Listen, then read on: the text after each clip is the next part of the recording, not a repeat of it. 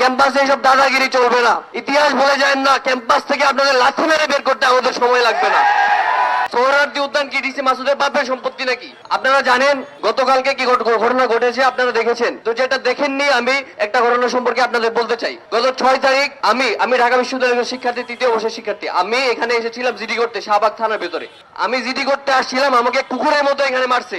আমার পকেটের ফোনটা আমার ধার করা টাকায় কেনা, ওই ফোনটাকে চূর্ণ বিচূর্ণ করে ফেলছে পুলিশ। সবাই মিলে আমাকে মারছে, পশুর মতো মারছে। বাংলাদেশ কারো বাপের সম্পত্তি না। বাংলাদেশ আপনার, বাংলাদেশ আমার, বাংলাদেশ সবার। এই দেশে থাকতে হলে সবাই মিলেমিশে থাকতে হবে। আপনি একা যেটা চাইবেন সেটা করতে পারবেন না। আপনি টিকটকে অনেক সেলিব্রিটি আসতেছেন, প্রফেশনালিজম আগে শিখতে হবে। এই থানার ভিতরে বসে থেকে, এসি রুমে বসে থেকে এসব কন্ট্রোল করা যাবে না। ক্যাম্পাসে এসব দাদাগিরি চলবে না। ইতিহাস ভুলে যায় না। আপনারা যদি সহনশীল না হন, ইতিহাস ভুলে যায় না, ক্যাম্পাস থেকে আপনাদের লাথি মেরে বের করতে আমাদের সময় লাগবে না। ওনাদের কাছে নাকি সিসিটিভি নাই। আমাকে বলছে, বাবা তুমি বিষয়টা মেনে নাও, আমরা কিছু করতে পারবো না। এটা কি পুলিশ আচরণ হইতে পারে?